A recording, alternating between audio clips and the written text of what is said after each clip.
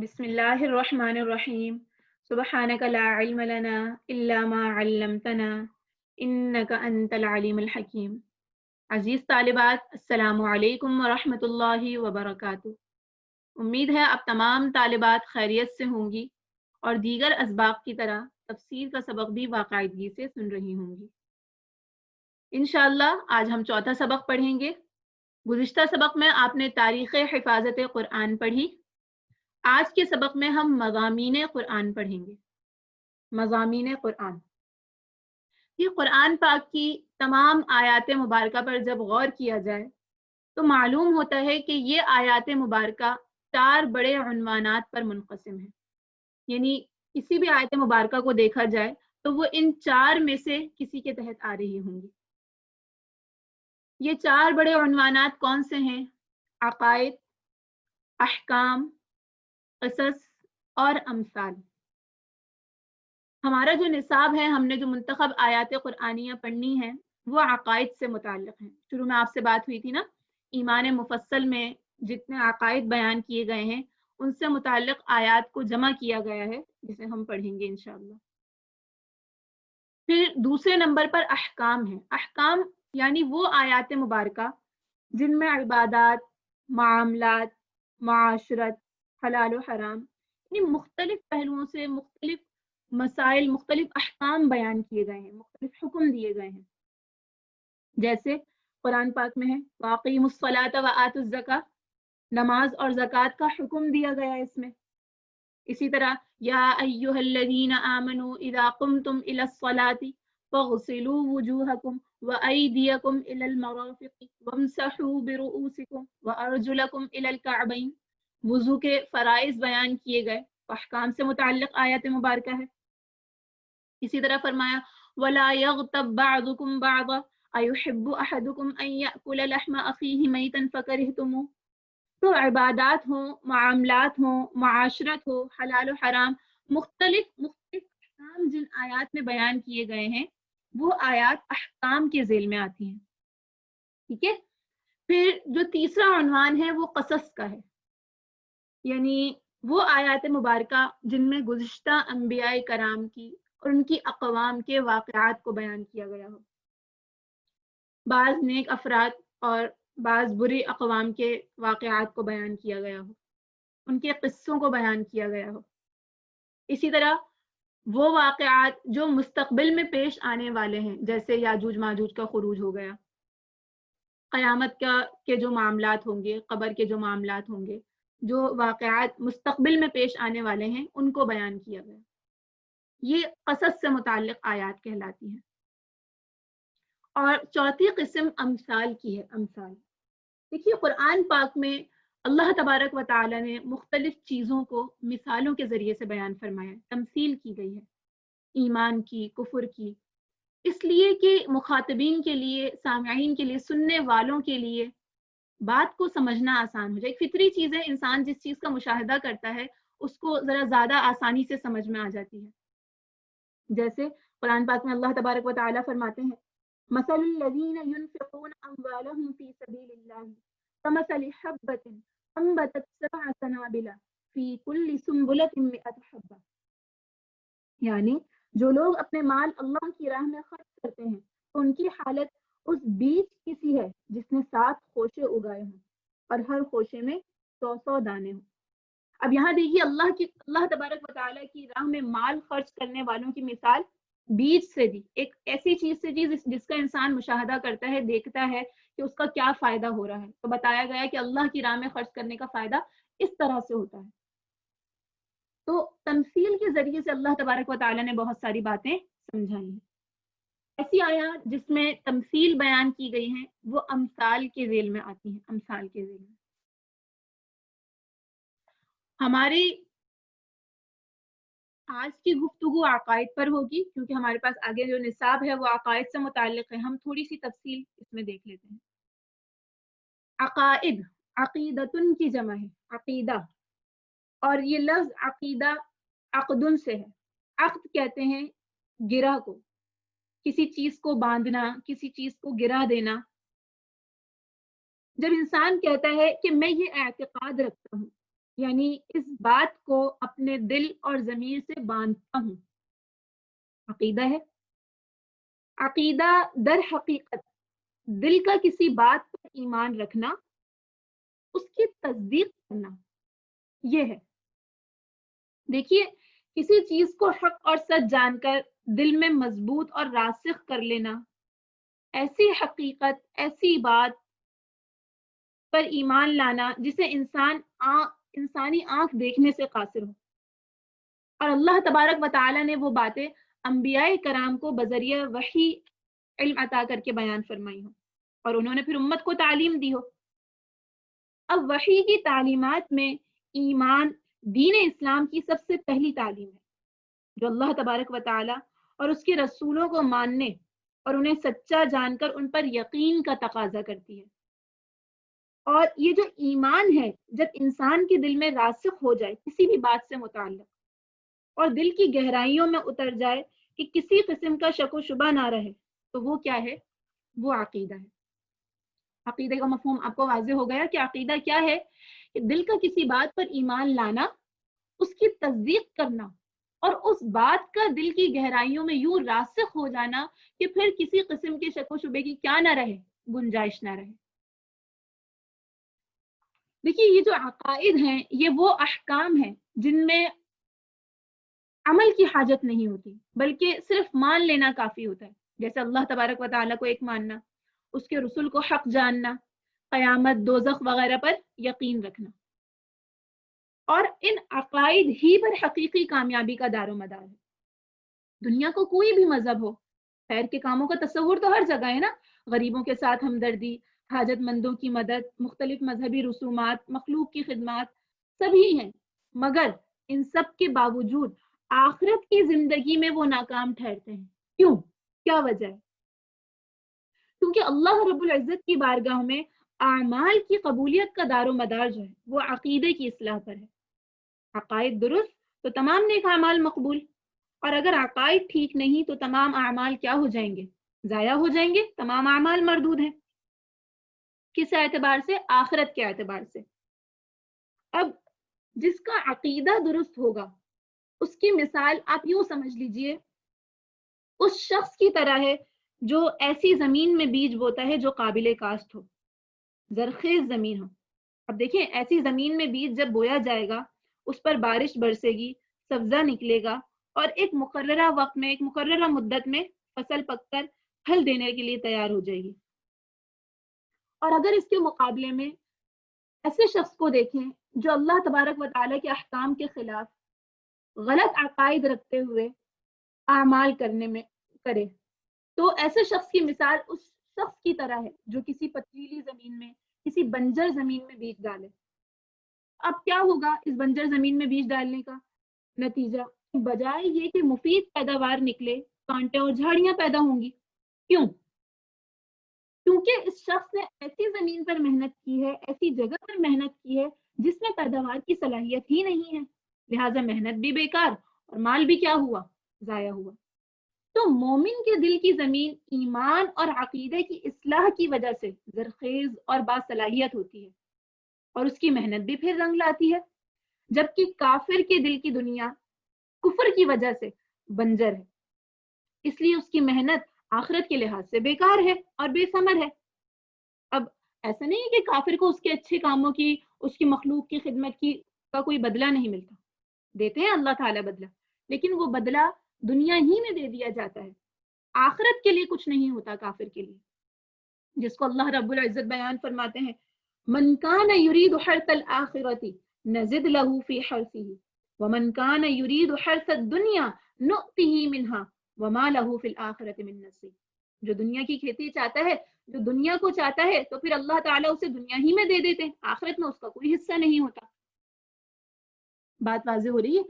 تو عقیدہ، اعمال، یہ جو اعمال ہیں، جو عبادات ہیں، جو خدمات ہیں، جو جتنے بھی نیک کام ہیں، ان سب کی قبولیت کے لیے عقیدے کا درست ہونا کیا ہے؟ شرط ہے۔ تمام اعمال کی قبولیت کا دار و مدار ایمان اور عقیدے پر ہے۔ اگر عقیدہ صحیح نہیں ہوگا تو اعمال بھی قبول نہیں ہوں گے، آخرت میں کوئی بدلہ نہیں ملے گا، آخرت کے لحاظ سے ناکام ہوں گے۔ اب دیکھیے تمام انبیاء کرام کی تعلیمات پر جب ہم غور کرتے ہیں تو ہر نبی نے ابتدا ہی سے سب سے پہلے جو کام کیا وہ عقائد کی درستگی پر کیا، درست عقائد کی پختگی پر محنت کی کہ یہ عقائد دلوں میں راسخ ہو جائیں۔ اور جب ہم غور کرتے ہیں تو سب کی ہی بنیادی تعلیمات ایک جیسی ہیں۔ سنیے اللہ تبارک و تعالیٰ کیا فرماتے ہیں، وَلَقَدْ أَرْسَلْنَا نُوحًا إِلَىٰ قَوْمِهِ فَقَالَ يَا قَوْمِ اعْبُدُوا اللَّهَ مَا لَكُم مِّنْ إِلَٰهٍ غَيْرُهُ وَإِلَىٰ عَادٍ أَخَاهُمْ هُودًا قَالَ يَا قَوْمِ اعْبُدُوا اللَّهَ مَا لَكُم مِّنْ إِلَٰهٍ غَيْرُهُ اور وَإِلَىٰ مَدْيَنَ أَخَاهُمْ شُعَيْبًا قَالَ يَا قَوْمِ اعْبُدُوا اللَّهَ مَا لَكُم مِّنْ إِلَٰهٍ غَيْرُهُ وَإِلَىٰ ثَمُودَ أَخَاهُمْ صَالِحًا قَالَ يَا قَوْمِ اعْبُدُوا اللَّهَ مَا لَكُم مِّنْ إِلَٰهٍ غَيْرُهُ۔ اسی طرح دیگر انبیاء کی بھی، تو یہ مختلف انبیاء سے متعلق آیات، ان کی تعلیم سے متعلق آیات آپ کے سامنے میں نے عرض کی۔ تو تمام انبیاء سے بذریعہ وحی سب سے پہلے جو کام کروایا گیا وہ عقائد کی درستی کو کروایا گیا، اور بنیادی طور پر جو بنیادی تعلیمات اور عقائد ہیں وہ سب کے ایک ہی ہیں، اللہ کی عبادت کرو، رسولوں پر ایمان لے کر آؤ، آخرت کا یقین رکھو۔ قرآن پاک میں بھی بنیادی طور پر انہی تین عقائد کو ثابت کیا گیا ہے، تین بنیادی عقائد: توحید، رسالت اور آخرت۔ ہم اس کی تفصیل دیکھتے ہیں۔ ان تین بنیادی عقائد میں پھر سب سے پہلے جو ہے وہ توحید ہے۔ توحید کا مطلب کیا ہے کہ انسان کائنات کے ذرے ذرے کو، ایک ایک چیز کو صرف ایک ذات کی مخلوق سمجھے۔ کائنات کی ہر چیز، ہر مخلوق اللہ تبارک و تعالیٰ کی مخلوق ہے۔ اللہ تبارک و تعالیٰ واحد اور یکتا ذات ہے جو تمام تر کائنات پر، زمین و آسمان پر، اس میں موجود ہر چیز پر حکمرانی کرنے والے ہیں۔ تو انسان کو چاہیے اللہ تبارک و تعالیٰ ہی سے ڈرے، اسی سے مانگے، اور دل میں اس بات کا یقین رکھے اللہ تبارک و تعالیٰ قادر مطلق ہے، ہر چیز اللہ کے قبضہ قدرت میں ہے، وہ جسے چاہے جو چیز عطا فرما دے، اس کی توفیق، اس کی مرضی کے بغیر کوئی ایک پتا بھی، کوئی ایک ذرہ بھی نہیں ہل سکتا۔ قل هو اللہ احد، اللہ تبارک و تعالیٰ یکتا ہے۔ اس بات پر اعتقاد رکھنا، اس بات پر یقین رکھنا، اس بات کو تسلیم کرنا، یہ کیا ہے؟ توحید ہے۔ آمنت باللہ کما هو باسمائہ وصفاتہ، اللہ تبارک و تعالیٰ کو اس کی تمام تر صفات کے ساتھ واحد اور یکتا ماننا، یہ توحید ہے۔ دوسرا بڑا عقیدہ جو ہے وہ رسالت کا ہے، یعنی آپ علیہ الصلاۃ والسلام، حضرت محمد صلی اللہ علیہ وسلم، اور آپ سے پہلے تمام تر انبیاء کرام، تمام رسول جنہیں اللہ تبارک و تعالی نے کسی بھی قوم کی طرف ہدایت کے لیے مبعوث فرمایا، اللہ تبارک و تعالی نے وحی نازل فرمائی، جس بھی نبی کو اللہ تبارک و تعالی نے مبعوث فرمایا، تمام انبیاء پر، تمام رسول کا حق ہونا، اس بات کو ہم تسلیم کریں کہ یہ سب اللہ تبارک و تعالی کی طرف سے ہیں۔ تو اور جس بات کو وہ حق کہیں اس بات کو ہم حق سمجھیں، اور جس بات کو وہ باطل کہیں اس بات کو ہم باطل ٹھہرائیں۔ تو رسالت، اللہ یصطفی من الملائکۃ رسلا ومن الناس، اس بات پر یقین رکھنا کہ اللہ تبارک و تعالی لوگوں میں سے بھی اور فرشتوں میں سے بھی اپنے پیغمبروں کو چنتے ہیں۔ تو اللہ تعالی نے انسانوں کی ہدایت کے لیے جتنے انبیاء مبعوث فرمائے، ان سب کی رسالت پر یقین رکھنا، ان سب کو سچا ماننا، یہ دوسرا بڑا عقیدہ ہے۔ تیسرا عقیدہ آخرت کا ہے، یعنی انسان اس بات پر یقین رکھے کہ ایک دن موت آنی ہے، اور مرنے کے بعد ایک ایسی زندگی پر ایمان رکھے جو دائمی ہے، جو ہمیشہ کی ہے، جس میں ہر شخص کو اس کے اعمال کا بدلہ دیا جائے گا، جو اس نے اپنی دنیاوی زندگی میں کیے ہیں، اچھے کام کیے ہیں تو خیر ہی خیر ہے، اس کا انجام اچھا ہوگا، اور اگر برے کام کیے ہیں تو پھر اس کا انجام برا ہے، جہنم میں جانا پڑے گا، عذاب کا مستحق ہوگا، اور اگر اچھے کام کیے ہیں تو دائمی طور پر جنت میں رہے گا۔ تو وَأَنَّ السَّاعَةَ آتِيَةٌ لَا رَيْبَ فِيهَا وَأَنَّ اللَّهَ يَبْعَثُ مَن فِي الْقُبُورِ، قیامت قائم ہونے والی ہے، قیامت کے قائم ہونے میں کوئی شک نہیں ہے، اللہ تبارک و تعالیٰ تمام لوگوں کو، تمام تر مخلوقات کو قبر سے کیا کریں گے؟ اٹھائیں گے۔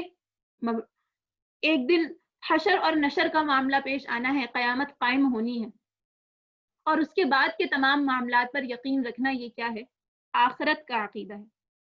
یہ تین بنیادی عقائد ہیں جن کو جا بجا قرآن پاک میں ثابت کیا گیا ہے، مختلف مثالوں کے ذریعے سے، مختلف باتوں کے ذریعے سے، مختلف آیات مبارکہ کے ذریعے سے ان تین عقائد کو ثابت کیا گیا ہے۔ ان کے علاوہ دیگر عقائد بھی قرآن پاک میں بیان کیے گئے ہیں، جنہیں ہم ایمان مفصل میں پڑھتے ہیں، آمنت باللہ وملائکتہ وکتبہ ورسلہ والیوم الآخر والقدر خیرہ وشرہ من اللہ تعالی والبعث بعد الموت۔ انشاءاللہ ان تمام عقائد سے متعلق آیات ہمارے پاس جمع کی گئی ہیں، ہم آگے جا کر ان کا ترجمہ، ان آیات مبارکہ کا ترجمہ جو عقائد سے متعلق ہیں، ایمان باللہ سے متعلق آیات کو ایک جگہ جمع کیا گیا ہے، ایمان بالرسل سے متعلق آیات کو ایک جگہ جمع کیا گیا ہے، تو ان کو ہم پڑھیں گے، ان کا ترجمہ اور مختصر تفسیر انشاءاللہ ہم نے پڑھنی ہے۔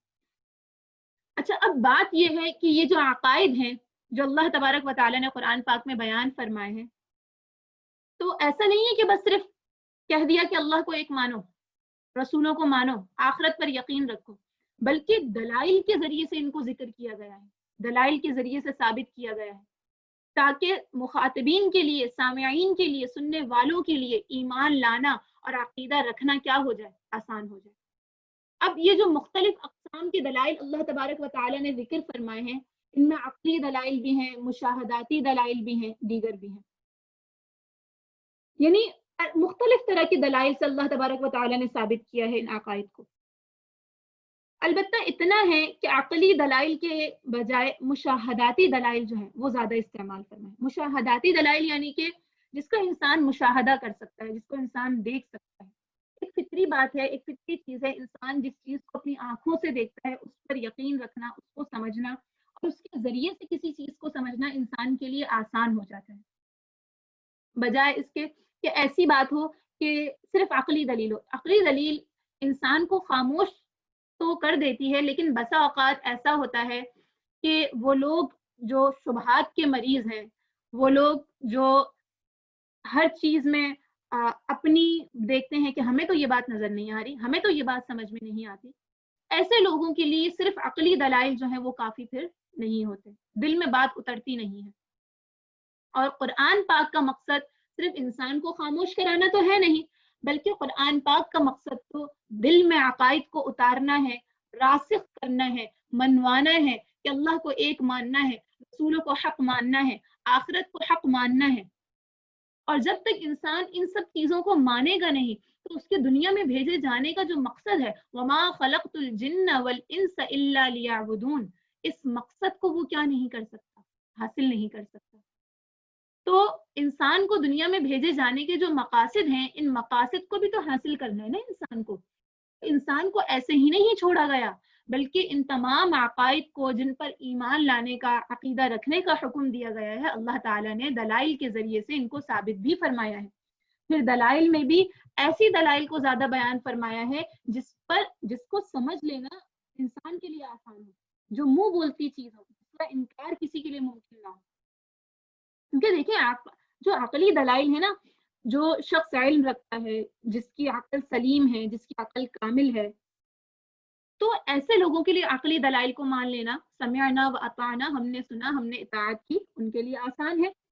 لیکن عوام کی جو اکثریت ہے وہ اہل علم نہیں ہوتی، اسے علم نہیں ہوتا، اسے مشاہداتی دلیل کی زیادہ ضرورت ہوتی ہے، یعنی وہ پھر اس کے لیے جو زیادہ مؤثر ثابت ہوتی ہیں وہ مشاہداتی دلیل ہوتی ہے۔ قرآن پاک ایسی دلائل سے بھرا پڑا ہے۔ ہم زیادہ تفصیل میں تو نہیں جا سکتے، وقت کی کمی ہے، ورنہ یہ عنوان تو ایسا ہے کہ جتنا بولا جائے اس پر کم ہے۔ ہم کچھ دلائل قرآن پاک سے دیکھ لیتے ہیں تاکہ ہمیں سمجھ میں آ جائے کہ قرآن پاک میں عقائد کو کس طرح سے واضح فرمایا گیا ہے۔ تو سنیے، توحید کے دلائل دیتے ہوئے اللہ تبارک و تعالیٰ فرماتے ہیں، بسم اللہ الرحمن الرحیم، امن خلق السماوات والارض وانزل لكم من السماء ماء فانبتنا به حدائق ذات بهجة ما كان لكم ان تنبتوا شجرها أإله مع الله بل هم قوم يعدلون. یعنی وہ ذات بہتر ہے جس نے آسمانوں اور زمین کو پیدا فرمایا اور تمہارے لیے آسمان سے پانی اتارا، پھر ہم نے اس سے بارونق باغ اگائے، ذات بہجہ بارونق باغ اگائے، اور یہ تمہارے بس کی بات نہیں تھی کہ تم ان کے درخت اگا سکتے، ما کان لکم، تمہارے بس کی بات نہیں تھی ان تم بھی تو شجرہا کہ تم اس سے درخت اگا سکتے. الہ مع اللہ، تو پھر بھی تم یہ کہتے ہو کہ اللہ کے سوا اور کوئی معبود ہے. بل ہم قوم یعدلون، بلکہ یہ وہ لوگ ہیں جو حق بات سے اعراض کرتے ہیں. آگے فرمایا امن جعل الارض قرارا وجعل خلالها انہارا وجعل لها رواسي وجعل بين البحرين حاجزا أإله مع الله بل أكثرهم لا يعلمون.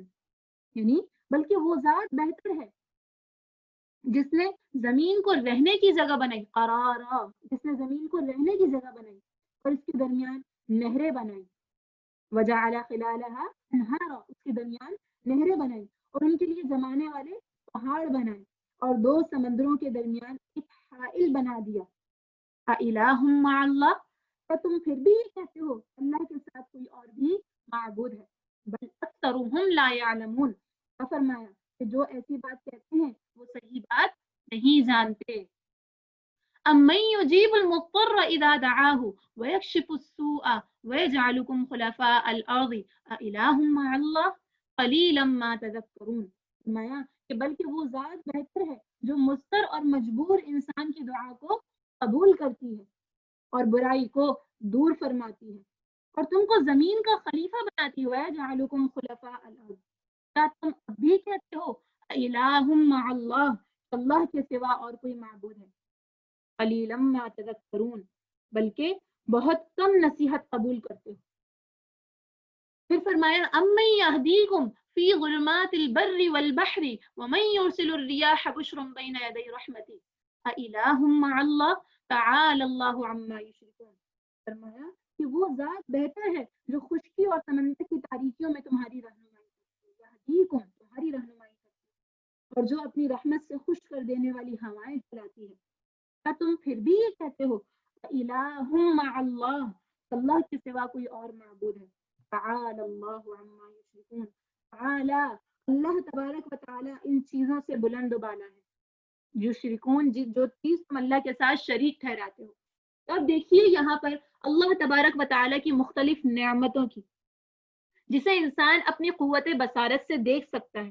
تمام انسان کے ساتھ جو معاملات ہو رہے ہیں، انسان جو چیزیں دیکھ رہا ہے، یہ ساری نعمتیں ہیں. جب انسان ان سب چیزوں پر غور کرتا ہے، اگر اس کی عقل سلیم ہو تو اس بات کو ذرا سا غور کرنے سے ہی وہ یہ تسلیم کر لیتا ہے کہ بلا شبہ ان تمام چیزوں کو سنبھالنے والی ذات، ان تمام معاملات کو سنبھالنے والی ذات ایک ہی ذات ہے. قرآن پاک میں ہے نا، آیت کا مفہوم ہے کہ اگر ایک سے زیادہ خدا ہوتے تو یہ کیا ہو جاتا، فساد برپا ہو جاتا. تو یہ جو کائنات کا جو نظام چل رہا ہے، اللہ تبارک و تعالیٰ کی جو نعمتیں مل رہی ہیں، انسان کے ساتھ جو معاملات پیش آ رہے ہیں، یہ تمام چیزیں منہ بولتا ثبوت ہیں کہ اللہ تبارک و تعالیٰ واحد اور یکتا ہے، اس کے ساتھ کوئی معبود نہیں. پھر بار بار فرمایا کہ جو یہ کہتا ہے کہ اللہ کے ساتھ اللہ کا کوئی اور معبود ہے تو وہ حق سے تجاوز کرنے والا ہے، وہ حق سے اعراض کرنے والا ہے، وہ جاننے والا نہیں ہے، وہ نصیحت حاصل کرنے والا نہیں ہے. اللہ تبارک و تعالیٰ پاک ہے ان تمام چیزوں سے، اللہ تعالیٰ بلند و بالا ہے ان تمام چیزوں سے جن چیزیں تم اللہ کے ساتھ شریک ٹھہراتے ہو. تو جب انسان غور کرتا ہے تو وہ اس بات کا اقرار کر لیتا ہے اور پھر اس کو اس بات کو سمجھ جانا چاہیے کہ جب ان سب کاموں کو، ان سب معاملات کو دیکھنے والی ذات ایک ہے جو وحدہ لا شریک ہے، تو اس کے ساتھ عبادت کو بھی اسی کے ساتھ خاص کرنا چاہیے. اور پھر ان سب دلائل کے باوجود شرک کرنا انتہائی بدترین قسم کی حماقت ہے. پھر سوچنے کی بات تو یہ ہے نا کہ جو ذات تنہا اتنے عظیم کام انجام دیتی ہے، کیا وہ اپنے چھوٹے چھوٹے کاموں کے لیے مددگار رکھے گی؟ جو کام انسان کو، جو ذات انسان کو پیدا کرنے والی ہے، جس ایسی چیزوں کو پیدا کرنے والی ہے جب کسی چیز کا وجود ہی نہیں تھا، عدم سے پیدا کرنے والی ہے، تو اس ذات کو اپنے چھوٹے چھوٹے کام کروانے کے لیے کیا مددگار کی ضرورت ہوگی؟ جیسا کہ کفار، یہ مشرکین عقیدہ رکھتے ہیں۔ تو فرمایا کہ اللہ تبارک و تعالی واحد ہے، یکتا ہے، اپنے تمام کاموں کے لیے اللہ تبارک و تعالی کافی ہے۔ اسی طرح ایک اور جگہ اللہ تبارک و تعالی نے یوم آخرت کا اس بات کرتے ہوئے فرمایا، افلم ينظروا الى السماء فوقهم كيف بنيناها وزيناها وما لها من فروج، کیا انہوں نے اپنے اوپر آسمان کی طرف نہیں دیکھا؟ ہم نے اسے کیسے بنایا ہے اور اسے زینت بخشی ہے، اور اس میں کوئی بھی شگاف، کوئی بھی دراڑ اس میں نہیں ہے۔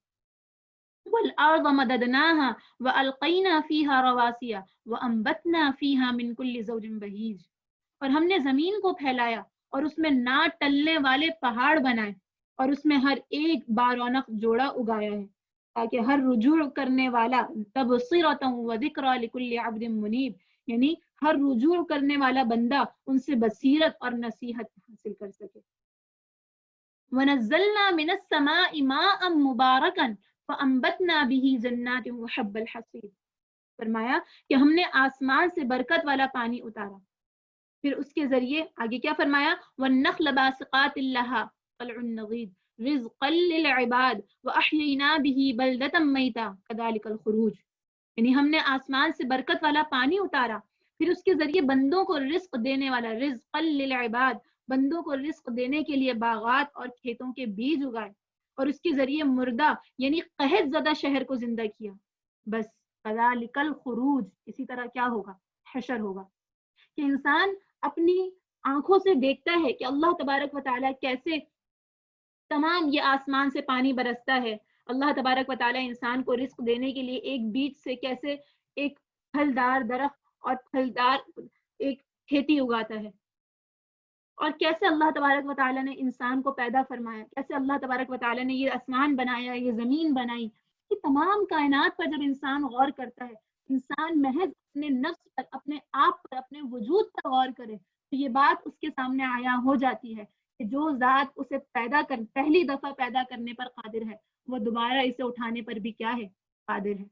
اور جب یہ عقائد انسان کے راسخ ہو جاتے ہیں، انسان کو ان پر پختہ عقیدہ ہو جاتا ہے، پختہ یقین ہو جاتا ہے، جب موت کی حقیقت کو وہ جان لیتا ہے، اس بات کو مان لیتا ہے کہ دوبارہ اٹھایا جانا ہے، انسان کے ساتھ حشر و نشر کے معاملات ہوں گے، اس کو اس کے اعمال کا بدلہ ملے گا، تو پھر اس دنیا میں وہ اللہ کو اللہ کی مان کر چلتا ہے، پھر وہ اللہ کی نافرمانی نہیں کرتا، پھر وہ اس دنیا میں بھیجے جانے کا مقصد پورا کرتا ہے۔